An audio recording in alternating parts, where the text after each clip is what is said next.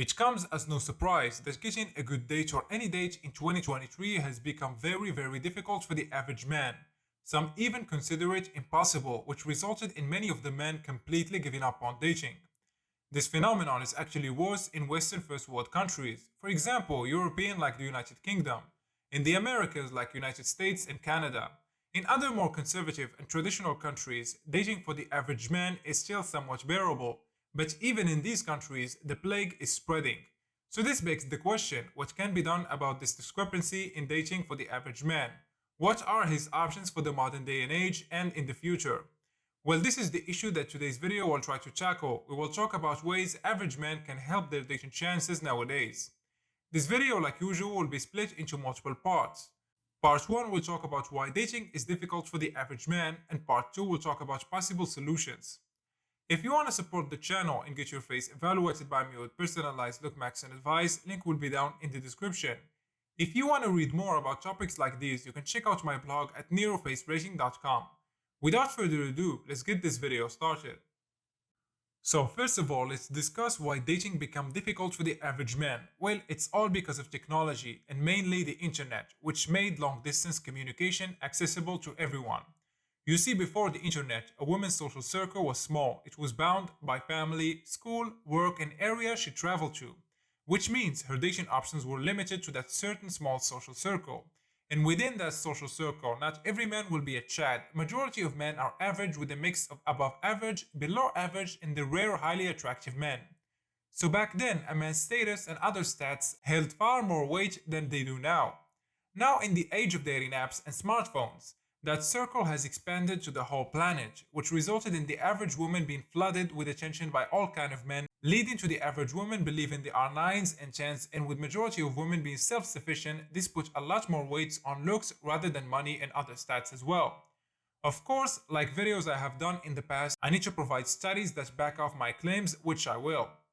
Study number 1 will talk about how women rate 80% of men as below average, while men rate women on a bell curve. In 2009, the dating site OkCupid published a blog article titled Your Looks and Your Inbox, which analyzed the messaging patterns of their user base broken down by sex and looks. They found that while men rated women on roughly a bell curve, distribution centered around medium 5 out of 10. Women rated 80% of men as below average. This data was further analyzed for the book Dataclysm in 2014 by OkCupid founder Christian Rudder, providing a more detailed graphing of the original data demonstrated below converted to a 0 to 10 rating scale. Study number 2 will talk about how the top 10% of men get 58% of women's likes in online dating. Online dating app Hinge works similarly to Tinder, but was designed with the intent of creating a more equitable and better functioning dating market. However, even on Hinge, evidence for female hypergamy is overwhelming. The distribution of likes women provide is heavily skewed, such that 16.4% of their likes go to the top 1% of men. 41.1% of their likes go to the top 5% of men. 58% of their likes go to the top 10% of men, and 95.7% of their likes go to the top 50%. This means that only 4.3% of their likes go to the entire bottom 50% of men. Thus, a top 1% man will receive 190 times more likes as a man who is in the bottom 50%. This suggests that women easily reach a very strong consensus on which men are attractive, which detracts from the notion that beauty is subjective. It also suggests that if you are below average man, the odds of receiving any significant numbers of likes at all or success is quite small. The inequity in the dating market for each gender was further analyzed, and it was found that if the dating markets were considered like financial markets, the dating market for women would resemble Western Europe, while for men it would resemble South Africa. So these were one of many studies that prove just how hard the average man got it in dating.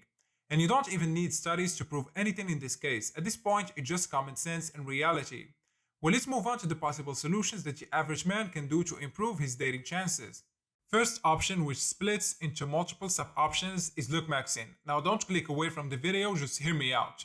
Every person differs in potential when it comes to natural improvement, which is made of getting leaner, taking care of your skin, orthotropic and orthodontic treatments, fixing the eyebrows and hairstyle, gym and fashion, and also maxing out your status. Because genetics and age differ, some people can become above average, some can become 7s or Chad lights, and in some very rare cases, some have the potential to become 8s, but like I said, very rare.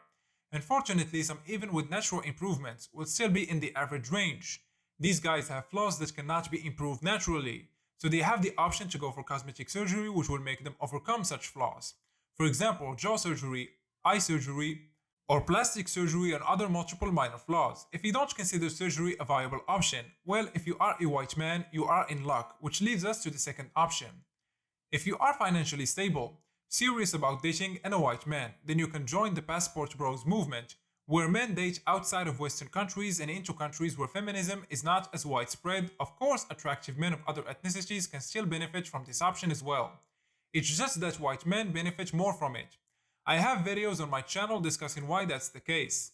Third option is to settle down for a woman after her prime, after she has already been passed around in her youth, so you become the beta provider. Of course, this is not a very good option, but some men are satisfied with it due to lack of other suitors.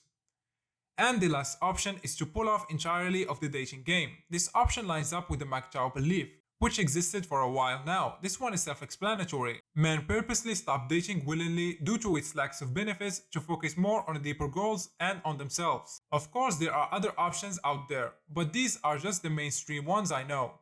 You guys put your own opinions and options down in the comment section. That's it for today's video. I hope you guys enjoyed it. A like and subscribe will be highly appreciated, and like usual, catch you guys in the next one.